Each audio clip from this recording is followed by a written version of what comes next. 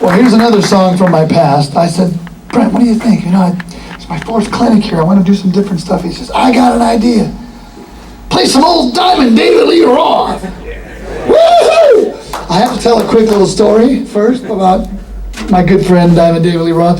When I was I first auditioned for Dave's band, and he went through a bunch of drummers, and you know, the second audition I did, I kind of weaseled a tape of a lot of tunes like Hot Dog and a Shake off Skyscraper and a bunch of tunes that they had worked on, and Steve Vai gave me a tape. I said, do you have a tape of anything? I'd love to just get some, you know, learn some stuff. And so the night before, I followed Steve to his house, and he gave me a cassette tape of the rehearsals with Dave and Steve Vai and Billy Sheehan. And so there was like 40 songs. So I got to work writing out little file card cheat sheets. Here's where the tempo is, and I had my metronome, so I could start it off at the right tempo. Here's the kicks, Hot Dog and a Shake, ba, ba, ba, ba, fill,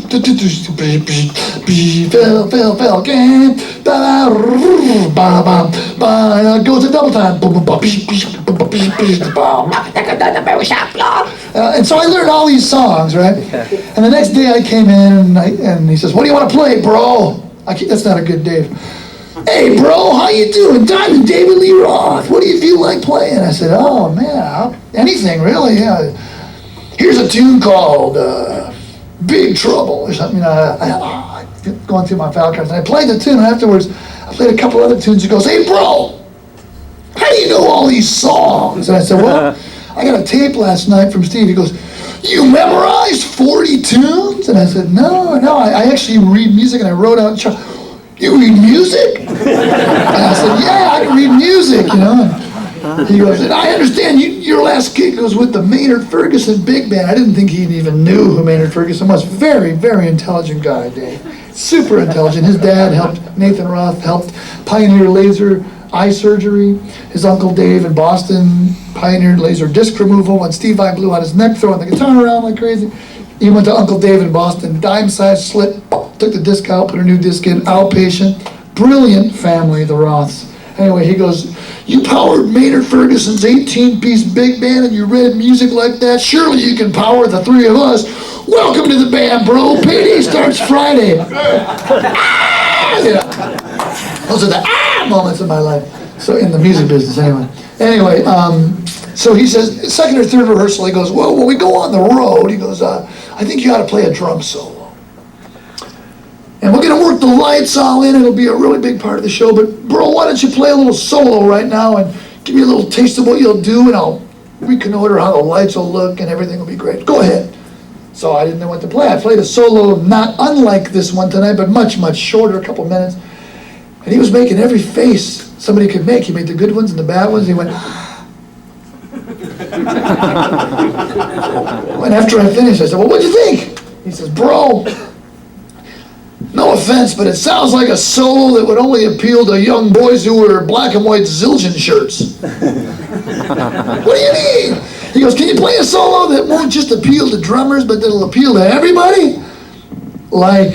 He goes, like something that's, it really has a lot of flash and pizzazz, and can you do any kind of tricky, show me any kind of things? I said, I can twirl my sticks.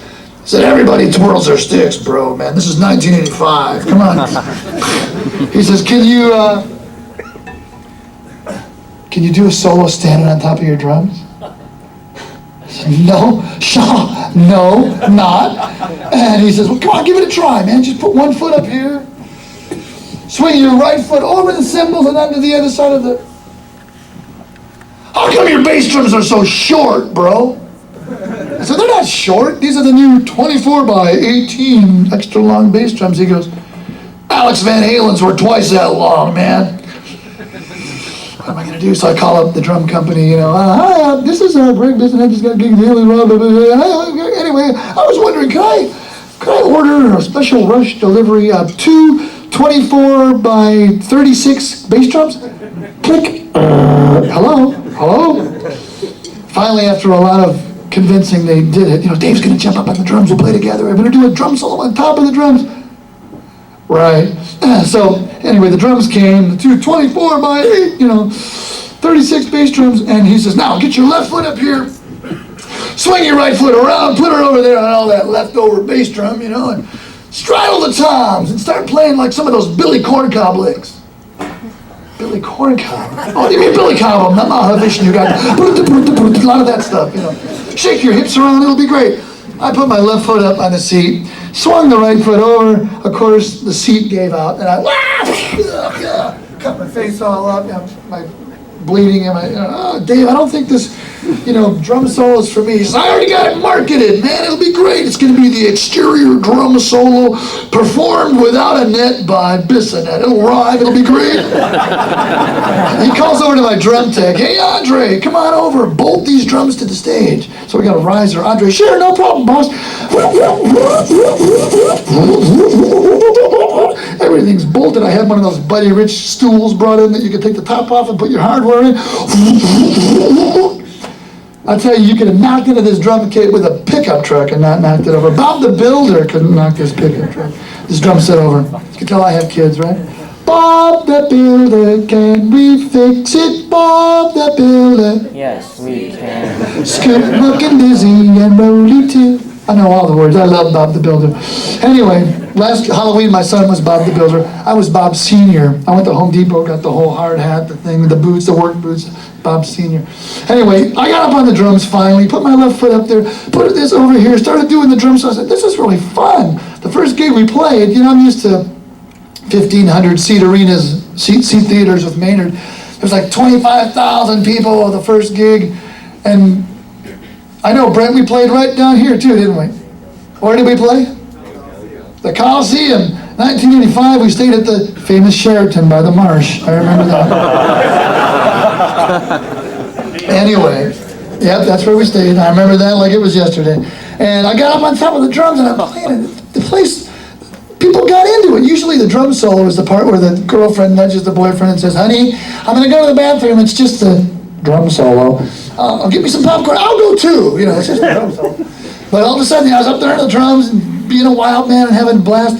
And it was more fun playing a drum solo than I ever had in my life because I was appealing not just to drummers, because there might have been this many drummers there and 25,000 people, but what about the other 24,700 people or whatever? So it was a blast appealing to that many people. But the moral of the story is, don't try this on your jazz gig. Don't stand on the drums. It won't work. Yee-hoo! There you go. That was probably here. That was Binghamton, New York. Binghamton. I remember that because the opening band was Tesla. Oh, the year before that, the opening band was testing your rock metal history. School of Rock, Jack Black. Woo! Cinderella. And Fred Coury, the drummer in Cinderella, this is rock trivia, is from Binghamton, New York. They gave him a key to the city. That's okay, it's a drum clinic. You can make all the noise you want. Have fun, relax, it's okay. Make noise, that's what drumming's about. Fred Coury got a key to the city. Anyway, here's a little taste of Diamond Dave for Brent.